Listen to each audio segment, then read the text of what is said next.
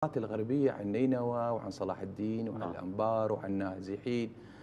نعم هذا شيء إيجابي، لكن نسينا محافظات ثغر العراق الجائع اليوم في البصرة. هذا موضوع مهم جدا. هذا ثغر العراق. ما ادري تحب تطلعني من الموضوع يا سيدي، والله شوف محافظاتنا الجنوبيه، والله معاناه المحافظات الجنوبيه، محافظات الجنوبيه التي هي اصبحت ارقام بس للحروب ياخذوها وتطهير المناطق ويعطون شهداء. ما عندي وقت. ليش ساسه نينوى ما يعترضون على تعاطي الحكومه الاتحاديه مع اقليم كردستان وجفائهم ويا نينوى؟ يا سيدي العزيز، هناك منافع، بين منافع طبعا، منافع، وهناك شركات، وهناك كثير من الامور هناك في اربيل صار هو حج لكل المحافظات اليوم، ولديهم مصالح مشتركه. قبلة سياسية، والله قبلة سياسية، شركات وفلوس وأموال لكل هؤلاء السياسيين ومجالس نعم، كلها مجالس محافظات منتفعة من إقليم كردستان.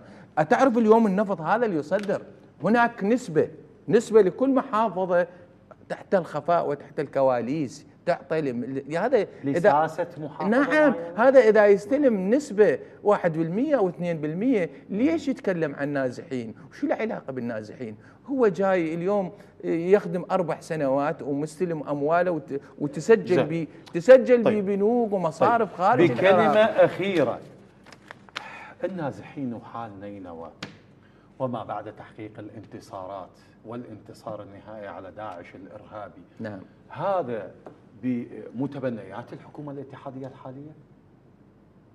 لا أعتقد. اليوم هو دور مشترك بين الحكومة العراقية ودور تتبناه المجالس المحافظات الحكومات المحلية. اي اكيد يعني هو دور مشترك. يعني ملف ضخم جدا استاذ محمد. لا يعني شوف، بما ان الحكومات المحليه احنا بس يحجون وقلنا لهم وش تحكي انت اصلا خارج الدوره. بما ان الحكومه تعطي موازنه لهذه المحافظات، نعم، لماذا لم تستثمر هذه الموازنات في الطريق الصحيح وفي البناء وفي الاعمار وتعويض النازحين؟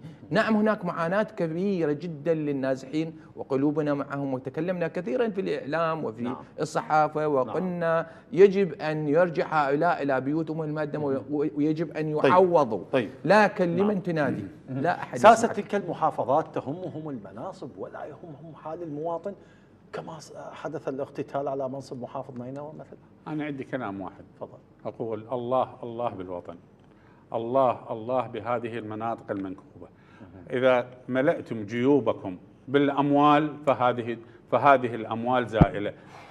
الوطن باقي والمواطن باقي والأموال زائلة. فعليكم يا ساسة، عليكم يا مسؤولي هذه المحافظات، عليكم يا مسؤولي مجلس النواب، عليكم يا رئاسة الوزراء وجميع الوزراء، عليكم بخدمة المواطن، لأن المواطن والوطن هو الباقي. جميل جدا. يعني ما وقت لوقت أكيد هو النصر على داعش الإرهابي طبعا ترفع إلى القبعات، هذا نصر وهذا وسام يعلق على صدور العراقيين، وأكيد مفخرة نفتخر بها على مدى السنين